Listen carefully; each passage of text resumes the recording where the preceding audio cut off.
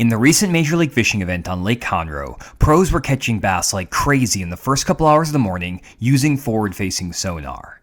You may have watched that tournament and wondered how they're catching so many fish when you go to the lake and maybe only catch a couple fish per hour using forward-facing sonar.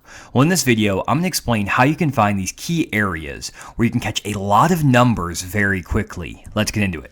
The first thing I want to call out is that the areas these guys were fishing on Lake Conroe were very small, and you couldn't just go anywhere on the lake and catch a bass every 5 minutes. And on the final day, the top two anglers after the first period were fishing almost boat to boat and circling around each other in a very small area, catching fish consistently.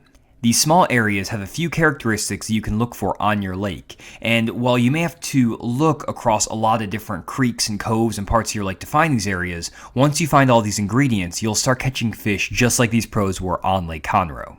The first thing you need to look for is the presence of bait fish. All of the fish that these anglers were catching were basically suspended chasing shad.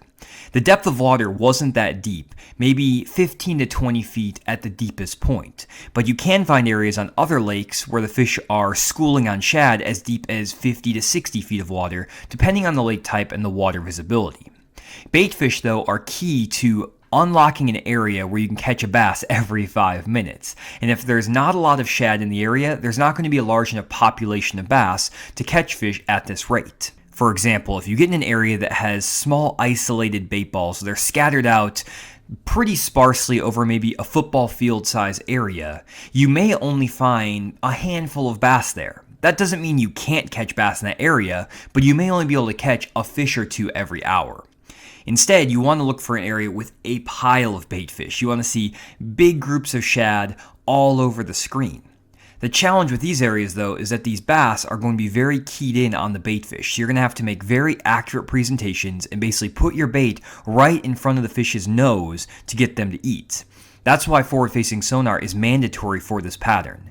Anglers will actually vacate these areas after the forward-facing sonar period when they started banning the use of forward-facing sonar, and they didn't stick around and just throw jerk baits or crankbaits because the bass were feeding so heavily on shad that the only way they could get them to commit is dropping a jig head minnow literally in front of their nose to get them to bite. Without the use of that forward-facing sonar technology, this pattern is practically unfishable, and it just goes to show because the pros left these areas despite catching 20 fish in a couple of hours. The second factor to look out for is a large population of bass, especially relative to the shad and other species of fish in the area. At times, you may have an area that is loaded with bait fish, but there's only a few bass in the area. At times, there may only be bass in the area, but just not enough of them to make them competitive to chase your artificial bait over the live shad in the area. If there are shad everywhere and only maybe a dozen bass scattered out through the whole area, getting those fish to commit and tracking them down with forward-facing sonar is very difficult. Another problem you might have is that there are fewer bass than other species in that area. A lot of times you'll find spots that are loaded with shad, but also have a lot of other species that are attracted to those shad. For example, catfish, striper, white bass, and a variety of other species. When the other species of fish that you're not targeting outnumber the bass that you are targeting, it's really hard, one, to differentiate what dots on your forward-facing sonar screen are bass versus these non-bass species.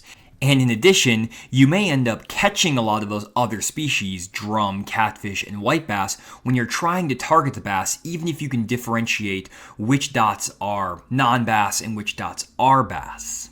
This means to find a productive area with catchable bass that you can catch, let's say, every 5 to 10 minutes, you need the bass to outnumber the other species in the area, on top of having all of that shad. And this is why there were only a few key areas on Lake Conroe that all the pros were fishing, and why the top two anglers on the final day were fishing boat to boat.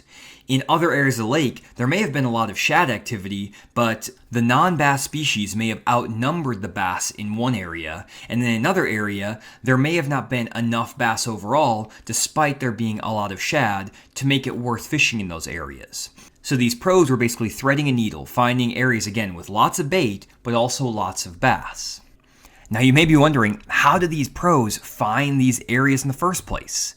Well, there are a couple ways that you can do this. The way I prefer to do it is finding these fish with my traditional 2D sonar and downscan views. I'll basically graph through the middle of creeks on different parts of the lake, looking for shad on my 2D sonar and downscan views. I'll then try to look for arches on my 2D sonar and try to differentiate the species of fish in the area using 2D sonar. I've made videos in the past explaining how to differentiate bass from other species of fish using traditional downscan and 2D sonar, and I'll link that video down in the description below so you can check that video out. This is a pretty effective way for covering water quickly because you can graph with your big engine, and you can also differentiate those species of fish using your electronics so you don't stop in an area that's full of catfish or gar or crappie, for example, and really just focus on areas where you see a lot of bass on your fish finder screen. Finding bass offshore with a fish finder can be a frustrating process, especially if you don't have the right settings on your fish finder. You could graph over a great school of fish, but with the wrong settings, you could completely miss it. That's why I created sonar settings guides and put them on my website, fishthemoment.com. These are the settings I've used on all the different fish finders I've had on my boat over the years. They're specifically tuned to find bass, and I give detailed step-by-step instructions on how to change every single setting you need to get the clearest possible image, so you don't waste time on the water with bad settings. Definitely check out my sonar settings guides at fishthemoment.com. Now, this is going to take a lot of time, and I actually took a trip out to Beaver Lake last week, and I spent the entire day graphing the upper end of Beaver Lake, not finding any areas that had a good concentration of bait fish and enough bass to make me want to fish the area. I then went out the next day to the lower end of the lake, graphed for another 2 to 3 hours until finding an area that had a lot of bass and shad in the same area, and not a lot of striper, catfish, drum, and other species that I didn't want to target. Overall, it took me about 10 hours of driving around the lake, going from the far upper end of Beaver Lake all the way to the lower end of Beaver Lake to find one of these key areas, graphing with my 2D sonar and downscan view. And you may not have time when you go to the lake to commit that much time to finding one of these areas. Fortunately, when these pros are fishing these tournaments, they have 2 full days of practice periods where they can spend 12, 13 hours on the water, going around in different creeks, checking different areas of the lake, and finding these key zones that are very, very small. That's what I found on Beaver Lake, a very small key area, and I was able to exploit that to catch some really nice fish, but it took a lot of effort. So this pattern, or this strategy, is not always the best approach if you are going out for just a single day of fishing. You can sometimes spend more time than it's worth trying to find these areas, and by the time you do find them, you may only have an hour or two left to fish, and you may not be able to catch enough fish relative to the time you put in.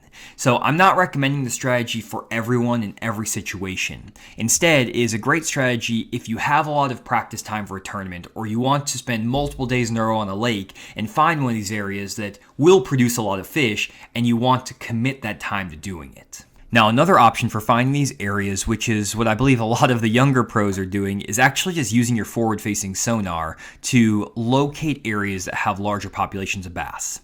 A lot of anglers are getting really good at identifying different species of fish with forward-facing sonar. They'll go into these different creeks, graph around maybe with their traditional 2D sonar and side scan to find bait fish, then they drop the trolling motor and just pan around looking for different dots on their screen. They'll then maybe cast a bait at a few of these dots to see how they react, and they're determining the species of fish using their forward-facing sonar. I'll make a video in the future explaining how to do this, but in this video I really just want to focus on the overall strategy rather than all of those nuances. The overall time commitment is about the same though. You have to still go to a bunch of different creeks in different sections of the lake and use your electronics to differentiate which species of fish are in the area, the number of bass in the area relative to the other species, and how much bait fish are in the area. This is a very time-consuming process, and so I don't want to make it seem like it's just something that, again, you can go and replicate within a couple of hours of getting to the lake. You may get fortunate that you land in an area that's loaded up with fish, but if you go day in, day out to multiple lakes across the country, on average, it's going to take you many hours to find one of these key zones, because we're not talking about an area that is a mile long. Most of the time, it's like maybe the size of half a football field or smaller. So these are really key specific areas that are holding these bass. And I find them all the time on the lake when I am fishing, but most of the time I find them in passing rather than actually hunting them down because they take so much time to find. It is always a better approach, in my opinion, when you have just a single day of fishing to focus more on hard cover or hard structure, brush piles, rock piles, ledges, things like that, because those are places where bass are going to set up consistently day after day. These fish chasing bait a lot of times will roam and move, and even if you find them one day, they may be gone the next. In addition to that, there's not a really good logic behind which parts of the lake or which creeks they're going to be in. For example, on Beaver Lake, I was checking the back of a lot of creeks looking for an area that had a good population of bass. And I never found any bass in high enough quantities in the backs of creeks to make me want to stop and fish. However, I ended up finding my one key area on the main lake, which is completely opposite to what my expectations were and what I'd done in the past on Beaver Lake. And I guess just year to year, those fish will set up in different zones of the lake, whether it's the main lake, first half of the creek, or back half of the creek. And I had to check all of these different zones and eliminate so much water to finally find one of those magic zones. So it is, again, a kind of a tricky deal. If you are able to find it, it's definitely a really solid pattern. But at the same time, it's also maybe not the best way to catch the biggest fish in the lake. If you look at a lot of the fish that these guys were catching on Lake Conroe, they weren't the biggest fish. A lot of them were non-keepers for Lake Conroe standards, which is a 16-inch fish. And if you were fishing a tournament on Lake Conroe, it may be a good way to catch a quick limit of fish. But at the same time, if it takes you 2 days or a day of practice to find this area just to catch a quick limit, it may not be worth it for a tournament angler. Your time might be better spent trying to find smaller isolated rock piles, brush piles, road beds, things like that that are holding a few bigger fish, and that's what I do a lot in my normal fish the moment videos. I try to take advantage of these fish when I do find them, but I don't actively hunt them out very often, and that was really driven home this past week when I tried to hunt this out. I was successful in finding it, but it just took so much time and effort that for an average weekend angler, it just may not be worth it, even though when you do find it, it can be very, very fun. So basically, the main takeaway I want you to have from this video is that you can find these magic zones that you see these pros fishing in these professional tournaments. You can find large quantities of bait fish and large populations of bass that outnumber the other species, but you just have to commit the hours and commit the time to finding these small magic zones. And while it is worth it when you find them and it is a lot of fun, it just may not be something that you can replicate week after week if you're just fishing one day a week, or if you just get out once a month. Again, something that's pretty tough to replicate, especially if you're not extremely proficient with identifying fish species using your traditional electronics or with forward-facing sonar. Hopefully this video will help you manage your expectations when you head to the lake and try to replicate the patterns you see professional anglers utilizing or the areas you're seeing them fish in. You always have to remember that these guys are spending a lot of time both pre-practicing and then practicing for these events a couple of days before they actually start fishing the tournament. And that really helps them find these areas more efficiently and not waste a ton of time in unproductive water. If you watch their practice periods, I'm sure that there are a lot of hours where they're not catching fish just so that they can when they get in the tournament. So don't get too discouraged. There are a lot of ways to catch fish, so hopefully my other videos can help you figure out some strategies that might be more effective for you when you're just going out for a single day of fishing. But if you do want to replicate this pattern, try what I talked about in this video, and you should be able to find those areas with enough patience and enough time on the water. Hopefully you guys enjoyed this video. If you did, leave a comment down below letting me know what you think about this pattern, and also subscribe to the Fish Alone YouTube channel for more content like this. Thanks for checking out this video. We'll see you on the next one.